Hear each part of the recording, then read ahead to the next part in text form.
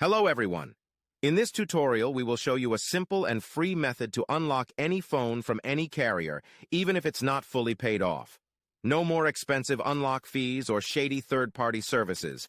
We've got the solution you've been looking for. The first step is to insert an unsupported SIM card from a different carrier into your phone. Once you power up your phone with the new SIM card, you'll receive a message asking for an unlock code. All you have to do is enter the unlock code, and your phone is now fully unlocked and ready to be used with any carrier you choose. And here's the best part. We will show you how to get the unlock code. To do this, you need to find the unique identification or serial number of your phone, called the IMEI number. Simply dial *#06#, and the IMEI number will pop up on the screen of your phone.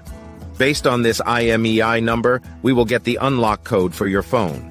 If you're a T-Mobile customer or a customer of a mobile carrier that provides a device unlock app, you won't need an unlock code. Things will be much easier for you. Visit useanysim.com and find straightforward instructions to unlock your phone for free, based on the IMEI number of your device. Get started now and enjoy the freedom of an unlocked phone, all for free. Thank you for watching. If you found this helpful, please consider subscribing and sharing with your friends.